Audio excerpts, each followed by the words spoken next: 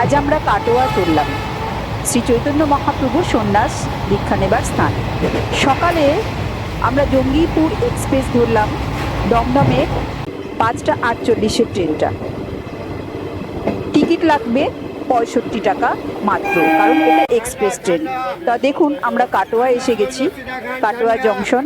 এখানে আমরা নামলাম। এই দেখুন, এই ব্রিজ থেকে 1 নম্বরে যাব।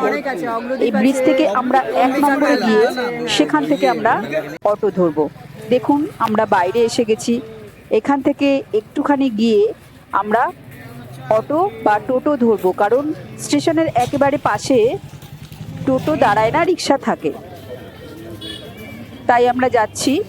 চলুন, আমরা টোটো যাব। সেখান থেকে মাত্র 10 টাকা ভাড়া। এই যে আমরা টোটো ধরছি, চললাম গৌরাঙ্গ বাড়ি। হরে কৃষ্ণ। আমরা এসেছি কাটোয়া মহাপ্রভুর সন্ন্যাস এর স্থান গৌরাঙ্গ বাড়ি। তো চলুন আমরা দর্শন করি গৌরাঙ্গ বাড়ি ভেতরে। দেখুন, আমরা পৌঁছে গেছি কাটোয়া গৌরাঙ্গ বাড়ি, শ্রী চৈতন্য মহাপ্রভুর সন্ন্যাস দীক্ষা নেবার স্থান। এই বাইরেটা দর্শন করছি আমরা। এই স্থানেই দূরে টোটো দাঁড়ায়, দেখুন টোটো দাঁড়িয়ে আছে। চলুন আমরা মন্দিরের ভেতরে প্রবেশ করি।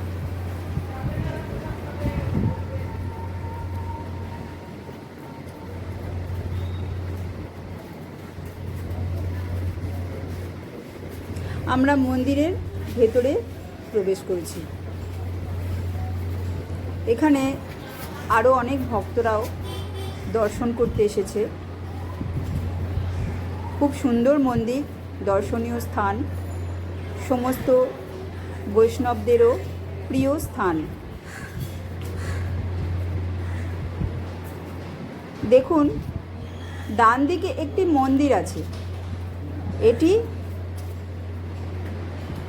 দাস গদাধর প্রভুর সমাধি, পূর্ণ সমাধি। ফোন করছে কেন? সাথে সাথে শ্রী চৈতন্য মহাপ্রভুর কেশ সমাধি।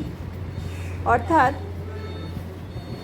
মহাপ্রভু যখন সন্ন্যাস নিয়েছিলেন তখন তিনি মস্তক মুণ্ডন করেছিলেন। তখন তার সেই কেশ এখানে সমাধি দেওয়া হয়েছিল। অর্থাৎ দাস গদাধর প্রভুর পূর্ণ সমাধি এবং শ্রীচৈতন্য মহাপ্রভুর কেশ সমাধি আমরা দর্শন করছি গৌরাঙ্গ বাড়িতে। খুব সুন্দর দর্শন। পুরোহিত সেবা করে বেরোলেন নিত্যদিনের।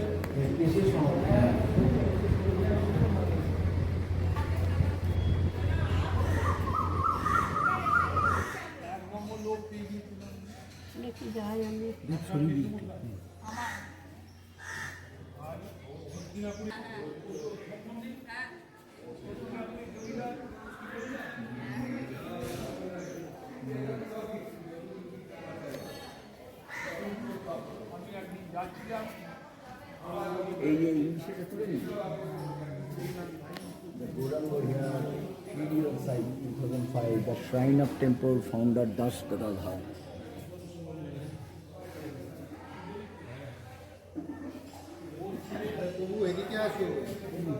বাঁদিকে আমরা দেখতে পাচ্ছি একটি অশ্বত্থ বৃক্ষ। এই অশ্বত্থ বৃক্ষ শ্রী চৈতন্য মহাপ্রভুর সময় তার মস্তক মুণ্ডন হয়েছিল এই অশ্বত্থ বৃক্ষের নিচেই মধু নাপিতের দ্বারা। তারপর সেই কেশ সমাধি হয়েছিল।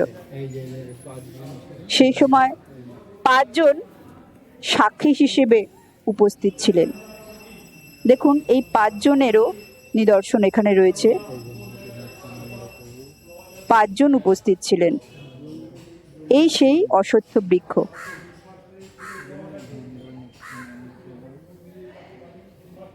কত পুরনো, শ্রী চৈতন্য মহাপ্রভুর সময়। খুব সুন্দর দর্শন।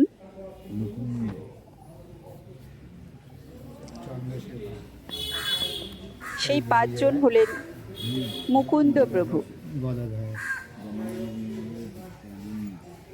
গদাধর প্রভু, মুকুন্দ, চন্দ্রশেখর প্রভু, নিত্যানন্দ প্রভু এবং ব্রহ্মানন্দ প্রভু। এই পাঁচজন সেই সময় উপস্থিত ছিলেন।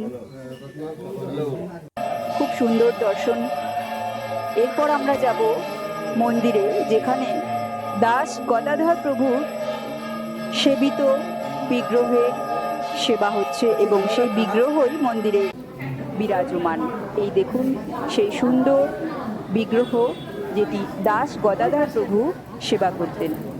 এই সেই মন্দির, এবং এরপর আমরা এই মন্দিরেরই সেবকের কাছ থেকে, পুরোহিতের কাছ থেকে আমরা এই মন্দিরে কিছু মাহাত্ম্য শ্রবণ করব। দিক থেকে মহাপ্রভু সন্ন্যাস দেওয়ার জন্য কণ্টকনগরে আসেন। আদি নাম ছিল কণ্টকনগর, তারপর কাটাদি, কাঞ্চন দিয়ে এখন কাটোয়া।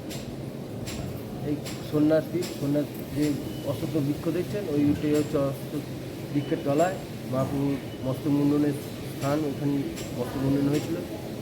আর মস্তক মুন্ডনের সময়, সন্ন্যাস গ্রহণের সময় যারা উপস্থিত ছিলেন তারা ওখানে সব আছে, নাম দেওয়া আছে প্লেট। পাঁচজন পার্শ্বদ, গদাধর, মুকুন্দ, চন্দ্রশেখর, নিত্যানন্দ সব উপস্থিত ছিলেন সেই সময়। মহাপ্রভু এই স্থানে এক রাত্রি বাসও করেছেন এসব ভারতীর কাছে। আর মধুনাপিত যে মস্তক মুন্ডন করছিল তার অস্থি সমাধি আছে এখানে, যেখানে না ওটি হচ্ছে দাসগদ মন্দিরে ঢুকতে যে সাদা রঙের যে মন্দিরটি, জগাই মাদের অস্থি সমাধি আছে। দাসগদরের সমাধি। দাসগদ। এই দাসগদর প্রভুরই এটি সেবিত মূর্তি মহাপ্রভু। হ্যাঁ, গদাধর। দাসগদর প্রভু ওই পূর্ব সমাধির মধ্যেই মহাপ্রভুর কেশের সমাধি আছে। কোনটা আগে হয়েছে? দুটি কি একসঙ্গে? না না না না, মহাপ্রভু দাসগদর প্রভু বিগ্রহ সেবা করছেন। আর সব রাম, কৃষ্ণ, যেসব প্রভুর নৃসিংহদেব যত অবতার আছেন, এক মহাপ্রভুর এই অবতারই, মহাপ্রভু নীলা অবস্থাতেই এই বিগ্রহ তৈরি হয়। আর কারণ কিন্তু নীলা হয়ে যাওয়ার পর কিন্তু বিগ্রহ হয়েছে, কিন্তু মহাপ্রভুর নীলা চলাকালীনই এই বিগ্রহ স্থাপিত হয়। এই বিগ্রহ করেছিলেন শ্রীখণ্ডের নরহরি সরকার। নরহরি সরকার ভক্তের যে মনোবেদনার দুঃখের কারণ যাতে না হয়, সেই জন্য এই বিগ্রহ লাটুয়া ভুবন তিনটি বিগ্রহ করে।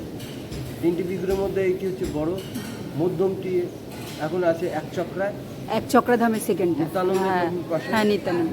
আর ছোটটি আছে শ্রীখণ্ড। শ্রীখণ্ড। শ্রীখণ্ড যে নরহরি সরকারের শিপার, বটডাঙ্গার মেলা শুনেছেন? হ্যাঁ হ্যাঁ হ্যাঁ। তো এইখানে ছোটটি আছে, ছোটটি। এই মন্দিরে মহাপ্রভুর যে সন্ন্যাস গ্রহণের স্থান, কেশব ভারতীর কাছে সেই স্থান আছে। মহাপ্রভু সন্ন্যাস যে কেশব ভারতী, তার ভজনস্থলী, ভজন কুটির এই মন্দিরেই আছে। ওনার সেইখানেই পূর্ণ সমাধি।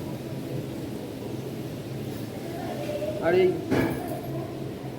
মহাপ্রভুর সেবা করে আসছেন দাসগদর প্রভুর ভাইপো যদুনন্দন চক্রবর্তী। যদুনন্দনের পদ করে অনেক ইয়ে করেছেন, শুনেছেন। যদুনন্দনের 3 সন্তান, তারা এই সেবা পরিচালনা করেছে। এটা কোনো ট্রাস্টই নয়। এই মহাপ্রভু আর জগাই মাদের আশ্রম পাবেন কাটোয়ায়। সখিয়াগ্রা বলে একটা জায়গা আছে, সেটি হচ্ছে আমাদের মধুনাপিতের ভজনস্থলী। এটা কি আশেপাশে? আশেপাশে। আর জগাই মাদের যে সমাধি, ওটা কোথায় পাবো? ওটা মাথাইতলা। মাধাইতলা। মাথাইতলায় ওখানেই হচ্ছে জগাই মাদের। এখান থেকে কিসে যেতে হবে? টোটো করে? টোটোয় যাওয়া যাবে। আচ্ছা। 8 ঘন্টা মাথা পিছু হয়তো 4টে জায়গায় আপনার দিয়ে দেবে, হয়তো 50-60 টাকা করে নেবে মাথা পিছু। আচ্ছা। মানে পুরোটা সখিয়াগা পাবেন, মাধাইতলা পাবেন, আর নুপুরকুণ্ড, যেটা কালাকৃষ্ণ দাসের শ্রীপাঠ, দ্বাদশ গোপালের এক গোপাল কালাকৃষ্ণ দাস। সেই গোপাল, হ্যাঁ হ্যাঁ, গোপালের দ্বাদশ গোপাল। শ্রীপাঠ ওখানেই নুপুর করেছিলেন, যেটা বটডাঙ্গায় নৃত্য করতে করতে যেটা করেন মাপুর। ওটা অম্বিকা কাল না? না, এখানটা এখানে এখানে সেটা হচ্ছে ওই একাই ঘাট জায়গা। একাই ঘাট। হ্যাঁ, আচ্ছা আচ্ছা। আচ্ছা প্রভু, প্রসাদের এখানে কি ব্যবস্থা আছে? বাইরে থেকে কি দুপুরে আছে? প্রতিদিনই দুপুরে অন্যের প্রসাদ পাওয়া যায়। একাদশী, তিথি, বড় এখানে প্রতিদিনই অন্যের ভোগ হয়। হুম। যারা একাদশী করে তারা একাদশী পালন করে। প্রসাদ ফোন করতে গেলে এখানে বোর্ডের সমিতির নাম্বার আছে, সেই নাম্বারে ফোন করলে ওরা ইয়ে করে দেয়, পে করে দিতে হয় ফোনে। কটার মধ্যে আসতে হয় কুপনের জন্য? এখানে 10টা 11টার মধ্যে ইয়ে করতে হয়। আচ্ছা, থাকতে চাইলে কেউ? থাকতে চাইলে এখানে যাত্রী নিবাস আছে, আচ্ছা খুব অল্প বয়সের মধ্যে আচ্ছা যাত্রী আচ্ছা নিবাস। আচ্ছা আচ্ছা। ডাল কুকুরগুলো তো কোনো কি মেশিন যেখানে ডাল রন্ধন করে রেখে দিয়েছিল, না আমি জানি না ঠিক। ওইটা এইখানে না, আমি ঠিক জানি না। হরে কৃষ্ণ প্রভু, আপনাকে অনেক অনেক ধন্যবাদ আপনার শ্রীমুখ। চলুন আবার দর্শনে যাই। এই সেই স্থান যে স্থানে শ্রী চৈতন্য মহাপ্রভু গুরুদেব শ্রীপাদ কেশব ভারতীর কাছ থেকে সন্ন্যাস দীক্ষা গ্রহণ করেছিলেন। বাঁদিকে আমরা সমাধি দর্শন করছি। এটি শ্রী চৈতন্য মহাপ্রভুর মস্তক মুন্ডন করেছিলেন যে মধু নাপিত, সেই মধু নাপিতে সমাধি। সমাধানন্দ গোস্বামী।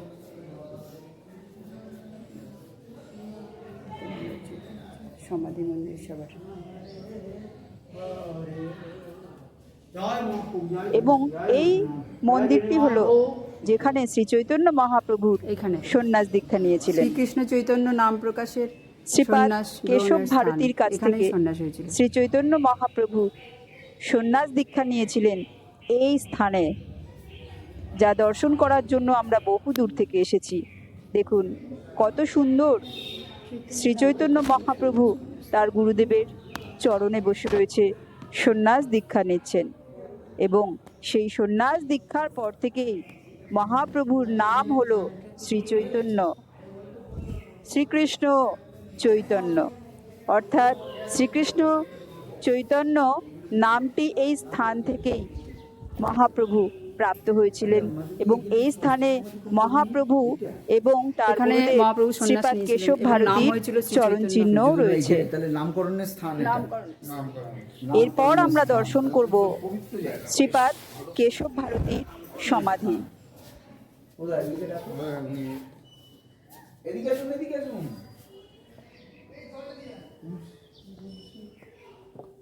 ঠিক তার পেছনে অর্থাৎ দীক্ষার স্থানের ঠিক পেছনেই রয়েছে শ্রীপাদ কেশব ভারতীর কেশব পূর্ণ ভারতীর সমাধি।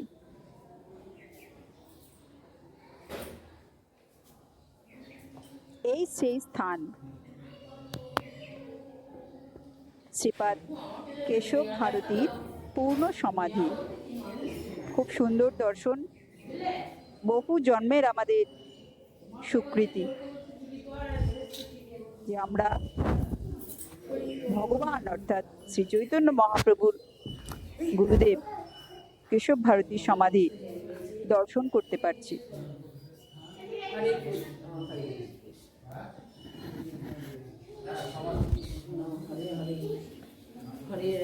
পাশ থেকেই রয়েছে পরিক্রমার জায়গা।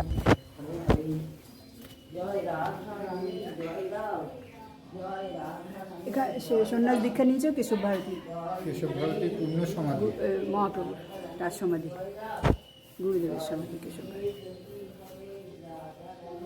তো আমরা পরিক্রমাও করে নিয়েছিলাম। ভগবানের স্থান মন্দির পরিক্রমা করতে হয়, আমরা পরিক্রমা করলাম। এবং এই বৃক্ষটি মহাপ্রভুর সময় বহু ভক্ত এসেছেন দর্শন করার জন্য, হরে হরে রাম হরে রাম সবাই রাম রাম পরিক্রমা হরে করছেন কৃষ্ণ হরে কৃষ্ণ কৃষ্ণ কৃষ্ণ হরে রাম হরে রাম। বহু দূর দূর থেকে অনেক ভক্ত এখানে এসেছেন পরিক্রমা করার জন্য। তারা সবাই পরিক্রমা করছেন শ্রী চৈতন্য মহাপ্রভুর দীক্ষার স্থান। এখানে প্রতিদিন দুপুর 1টা থেকে প্রসাদ পাওয়া যায়। কুপনের মূল্য 80 টাকা। সকাল 10টার আগে এলে কুপন পাওয়া যায়, না হলে নাম্বার দেওয়া আছে, এই নাম্বারে যোগাযোগ করলেই আগে থেকে কুপন